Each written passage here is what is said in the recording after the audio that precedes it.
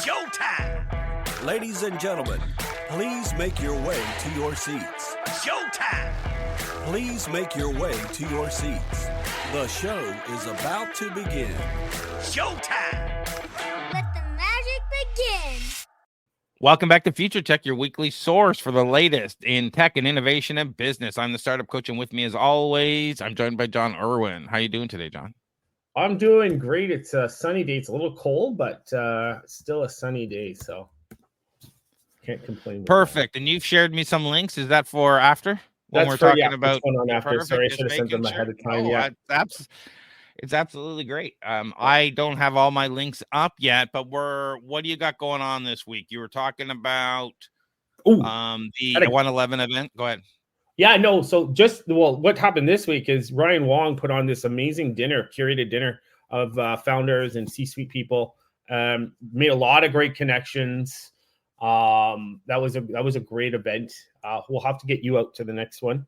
But it's in Toronto still. But this next week we've got Startup Drinks TO the same night. There's actually 3 events going on, but there's one after all of them. At the same time, which I think is full now, is they're doing some sort of launch at 111 with CDW and Apple and a bunch of things. So that's going to be interesting. And then later on that night, there is this opening party of the summer. It's at the Power Plant Contemporary Art Gallery. So at the Queen's Quay, we'll have to see how that goes. And then not on the 2nd, but later on this month, this is a really cool event that I love going to. They do it once a month. It's called the Sunrise Social. It's not tech related, but it is great for mindfulness. So you do mindfulness, you do breathing, you do yoga, then you do cold plunge and sauna.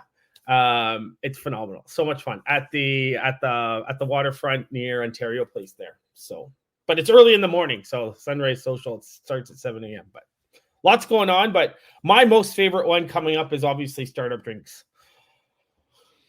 Yeah, startupdrinksto.com. We do it every month. It's actually twice this month, May 2nd and May 30th. We'll talk about it again at the end. Yeah. But this first article is about harnessing DNA for next-gen data storage. So we're just plugging in USB right into our arms, or what's going on? Yeah, Johnny Mnemonic. You remember the movie Johnny Mnemonic? Yeah. That's what we're doing. No. So this is cool. So the article discusses some recent advances in using DNA to store digital data at ultra high densities, obviously, because we know data can store billions and billions of data, gigabytes of data. So researchers have developed a highly optimized end-to-end system that can store up to 1 exabyte in a single gram of DNA, which is over. So this is where I was going here. 1 billion gigabytes. So just to put that into perspective, your phones probably have 100. No, is it 1,000? 1,000 is 1 terabyte. 1,000, you might have 1 terabyte, 256 gigabytes. 1 gram of DNA can store over 1 billion gigabytes. And how they did this was they achieved this by refining DNA synthesis and sequencing methods to increase throughput and reduce errors. So what it does is the system encodes data into billions of 150 base DNA strands that can be retrieved later by sequencing and decoding. And this is super cool. It represents a major progress in practical DNA storage. So the reason is the density and scope achieved. It actually starts to make DNA competitive with tape archives and for low cost massive storage, but the cost is still relatively high. So the 2 things that still remain prohibitive are costs and latencies for writing and reading DNA. And I think there was another, I can't remember the other storage that we were talking about that also remained prohibited. Oh, that was the high density disks as well. So that's in the running for this too. But so we're going to need breakthroughs in biotechnology automation to get speed and scale. So this is cool because it has enticing qualities. DNA itself has enticing qualities for long-term archival storage. It can last centuries without degradation and requires no power for maintenance, which could be transformative for preserving historical records and scientific data. So There's also security advantages. Since DNA is difficult to read or modify without laboratory biotech skills, it's useful for highly sensitive data archives. So I'm guessing the governments are going to get behind this very quickly if they already aren't. So the thing that we might see, though, is DNA storage used in tandem with other media. So DNA, obviously, for infrequent archival, while we use flash, disk, and tape to handle active frequent access. So kind of like a tiered hierarchy. The remaining challenge, though, is correctly writing and reading the DNA strands without errors creeping in. So they're working on better encoding schemes and error correction mechanisms to improve fidelity. But overall, this is super cool. Yeah, and just to put some of this in perspective, we were talking about the petabyte optical drives, which might change the face of storage. But an exabyte or exabyte is 1,000 petabytes, or 1 quintillion bytes, or a million terabytes. Yeah, Like, or a billion gigabytes. Yeah. So if you're thinking about, you got a terabyte hard drive as a large hard drive sitting on your desk, or maybe one of the larger ones you can get in your unit, it's 1 million of those.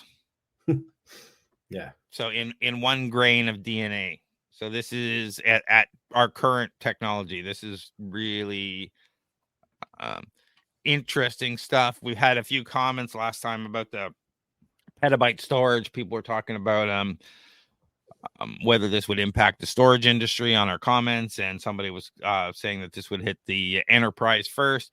And for me, it depended on throughput or not, and where I would see something like the petabyte drive is maybe we're going to see a potential race to future standards. If anybody's old enough to remember the iOmega Jazz drive and the there was another one, Zip drive.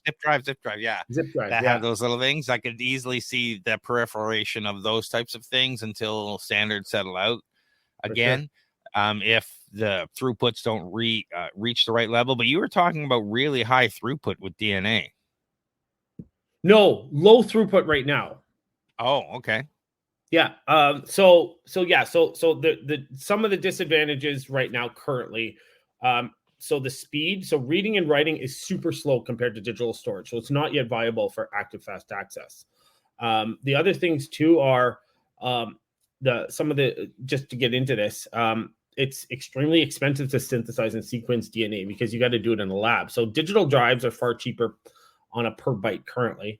And because it has to be in a lab, so you have to use high expertise in biochemistry and genomics. Whereas digital storage just needs basic IT skills, and then reliability. So right now there's a lot of bit error rates. So redundancy is needed to compensate where digital media have a much lower rate intrinsically. So, there's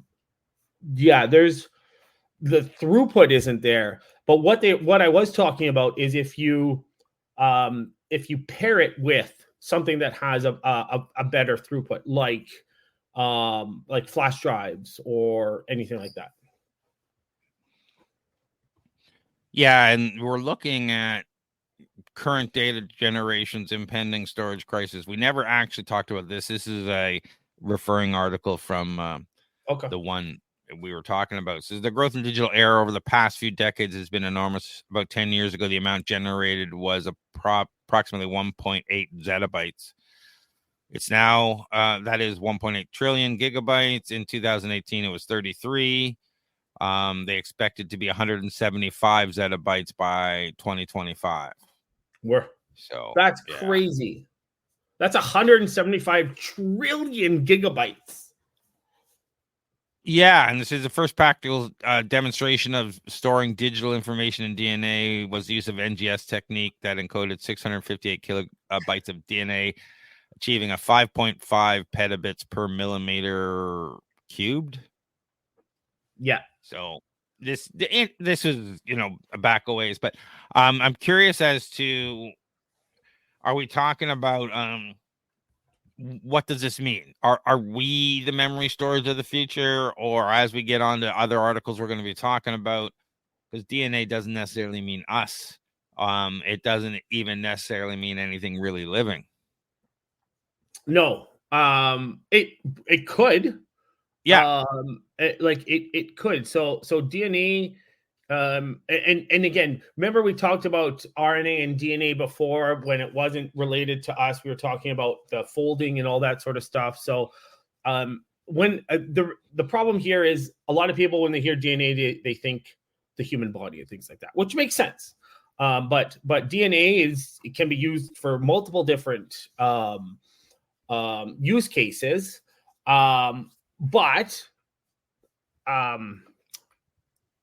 Yeah, there's and to go back to your question, yes, we could potentially have a biotech implant that stores data in DNA, and it could leverage things inside the body. Like that is very viable, which is scary.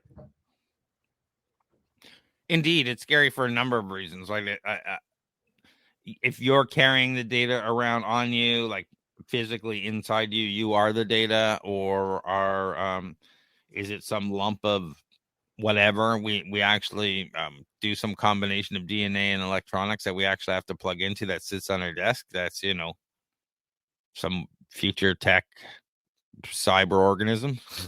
Yeah. And we're getting into, we didn't cover this before, but we're getting into the Terminator kind of stuff, because if you I don't know if you saw that new Boston Dynamics robot that can get up off the ground itself. You give it all this storage and all this data, you've got unlimited capabilities with that thing.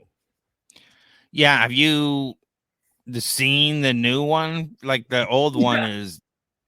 The new one folds itself and it's scary. It reminds me of John Cameron or James Cameron's Terminator movies. John Cameron, Jesus.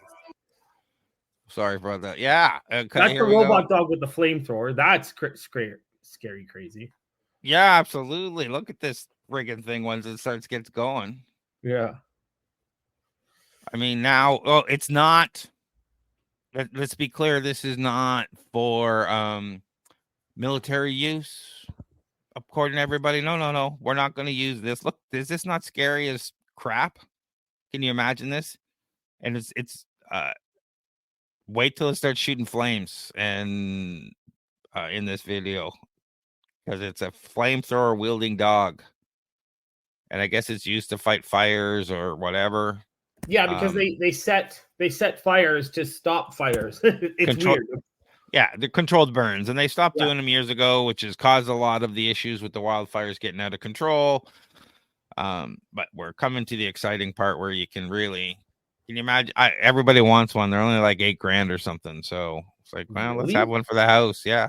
Can you imagine? Yeah, that's a great guard dog. For sure. No one will mess. You know what? That'll eliminate all of the car thefts in the GTA. Just put those out. Yeah, and not to go down that track, but how about some real police on that rather than some statement about leaving your keys by the door? Oh my God, I know. I'm sorry. No, you want to know the solution? Well, not really, because there is that relay that they're using, but if they're actually coming in and taking the fob, then you can't steal it. But if they're using the actual relay, you just put your key in a Faraday cage, and then they can't relay that signal to the car and open the car. But we digress. Yeah, I mean, it's just, there's one thing to say, leave your keys by this door so they can take it. And it's another thing to come online and say, we know this is happening. We are doubling our efforts to catch these guys. We've got agreement from the courts to prosecute them to the maximum extent of the law. And we're coming after you and we're going to find you. Yeah. No. Go ahead and take the cars, leave it by the thing so they can get it. Like, those are two different messages from the police. And which one do you want to hear? Yeah. No, that's crazy. And just a quick side note, they didn't. I was just curious, so I did a quick search.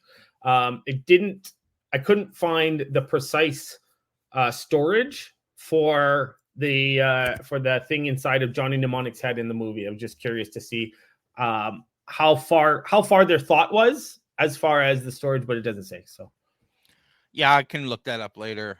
Yeah, it's an interesting story. And he Yeah. uses some So, sort of and you were talking about like DNA and how cells store genetic, like not really, but like like our DNA versus that. So the similarities is that they both use a 4-base code. So they both utilize sequences of the 4 nucleic acid bases ATCG to store information. They both have long chains. So there's digital data encoding, which also arranges bases sequentially into long DNA strand change, and there's redundancy. So cells have redundant DNA sequences, and data storage adds redundancy for error recovery. Now, this is where we get into the differences. So there's no genes. So digital DNA isn't encoding proteins or genes like in cells. So the sequences have no biological function. The other difference is synthetic. So DNA storage is artificially synthesized without using living cell machinery. The other thing is encoding schemes. So there's special algorithms that convert binary data to base sequences for storage efficiency. So cell DNA has its own evolutionary coding patterns, which are different than this. So there's a lot of differences between biological DNA and this digital storage DNA. Yeah, and I'm not sure if this is the current speed, but this is kind of talking about a semi-permanent storage in DNA, and I'm not sure about how uncorruptible DNA is at this point. So, but it says the limited speed for of polymerasis as such as a sequence is not a problem at 4K per minute. Yeah, that's super slow. Yeah, like ridiculously slow. I don't even know if the first hard drives were that slow. I doubt it. But yeah, my first computer with an internal hard drive came with a 10 meg hard drive. Really? Yeah. 10 megabytes. That's crazy. 10 meg. My first computer, I had to buy an external tape drive for to do stuff with. It was a VIC 20, but that's ages ago. Yeah, but so there's a lot of problems that they need to overcome, especially with the error, and they need redundancies. So yeah, and it seems to be like this is an interesting let's say, we're going to run out of storage device in just a few years, some of these professors say. So we're going to have to really increase density. Again, I don't know how true that is, because we can just increase more hard drives, and they're talking about 100 terabyte plus hard drives in data centers now. So it's not small, but we're talking about the high end 100 terabyte hard drives and racks of them, when we're talking about the same space filled up with something like this could hold, so much more. Mm-hmm. Yeah. And just like go ahead. Oh no. And I know, I always like this question because it's great, but this one I can put into and give some dollar values here about how far away are we from this being cost effective enough. So I'm guessing, based on everything that we've read and everything we've looked at, we're at least 10 to 15 years away from it being cost effective for mainstream adoption. And I don't know if I got into this, but the current cost of synthesizing and sequencing DNA costs thousands to tens of thousands of dollars per gigabyte of data stored. So in order for us to get to that adoption, we'll need costs below $10 a gigabyte. Ideally, we want it $1 a gigabyte to compete with tape and optical discs. So there's a lot of other things. So the synthesis and sequencing throughput, so existing lab processes, in order for this to be viable, they need to improve by over 100 to even 1,000 times to reach the speeds to do this. We're going to need to introduce automation. We're going to need to come up with, obviously, new software, algorithms, controllers, data encoding schemes. There's so much that needs to be done to get this. So cost could fall significantly in the 2030s. And again, it could go faster if there's breakthroughs, right? So you never know. Yeah, and it looks like Microsoft and several big corporations have been working on DNA storage individually, but they recently formed some sort of alliance. Yeah. All these, if you're watching, you can see some of these are cut off because all these are paid for articles. So I dig through a few synopsis of the details just to give us more information because I'm not a subscriber to these services. So any last words on DNA storage? No. The only last thing is I was curious about, could it be hacked? So I did some research, and there are some security advantages, but there are also some risks. So some of the advantages is it's complex, it's targeted access, DNA encryption. You can encrypt it by scrambling segments, but there's risks currently like sequencing databases, cellular engineering, quantum attacks. We're getting into quantum, and different and developing better DNA synthesis tools. So that was one thing I was curious about, because obviously when we're talking about storage and data and things like that, what about the hacking side of things? So yeah, and it looks like they're getting faster. New fast readout options include direct optical. You were mentioning that before, and the graphene for fast sequencing with DNA wires, and nanocellulose as a chassis boost. So we're talking about just writing it into fat cells. Yeah. Pretty cool. Great. Yeah, very cool. As always. So what do you got going on, John? Yeah, so we've got, we talked about it at the beginning, but those of you who weren't listening, we've got Startup Drinks TO next Thursday, May 2nd. I'm excited for that. The Sunrise Social. So this is on May 26th. So we'll be talking about this a couple times, but I love this event. You do breath work, you do cold plunge, you do sauna, mindfulness, yoga. It's a great event. It's first thing in the morning. If you're not an early riser, still get up and do this. It's really, really great. They usually give you a goodie bag too.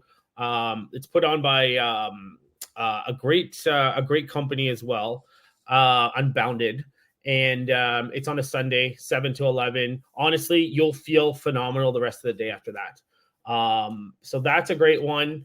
If you're going to come out to TorontoStarts next week, after TorontoStarts, there is this opening party of the summer. Let's talk Startup Investor Drinks, May 2nd, 6 p.m. Workhouse. This is great because I'm trying to follow you, by the way. Yeah. No, sorry. I know I'm all over the place. So for your ticket, the cost of your ticket, you not only get drinks and pizza, but you get to pitch yourself, your idea, your business, yourself, whatever you want. You get up there and pitch, and sometimes you'll get some feedback as well, which is great. You'll get to meet entrepreneurs, investors, individuals. It's a great, great event. And there's this guy potentially, if he's going to be there, Will Greenblatt. He does a great starting just before everyone does all their pitches, and he'll give you some strategies and things like that. It's phenomenal. It's a great event. Come out to that. And that's in 6 days, 9 hours, 3 minutes, and 33 seconds. Will be there, by the way, as of recording this. But then after that, there is an opening party at the waterfront at the power plant. It's an art exhibit and things like that. Tickets are free. So if you don't want the party to end after Startup Drinks, you can head over to this because it goes from 8 to 11. Yeah, come by Startup Drinks TO. See the pitches. Pitches start shortly after 7. You know, if you want to head out at 8 o'clock to hit this summer party, we usually close the bar at 8:30 and are asking people to leave at 9. So you got plenty of time to get over there. Yeah. And John, you help people with funding. I do. Yeah. Shred, any kind of funding, government funding. I know there was a lot announced in the federal budget. We don't know where those funds are going yet or what they look like, but there's some great opportunities. But if you need anything for your business in Canada, feel free to reach out. Non-dilutive funding. Yeah, that's John Irwin on LinkedIn. Check out everything we do at TorontoStarts.com. Make sure you come to Startup Investor Drinks if you're in the Toronto area, startupdrinksto.com. It's always a good time. And if you're stuck in your business, not getting sales, not finding clients, not being able to deliver a good service or product, check out startupcoach.ca. Let's have a discovery call and get you unstuck and moving forward in your business so you can actually grow and stop sweating the small stuff. So give me a call so we can do that. That's about it for this week. And remember, next week we're on Thursday morning instead of Friday. Yeah. Same time, just different day. Thanks, everyone. Thanks, everyone. Wow, that was amazing.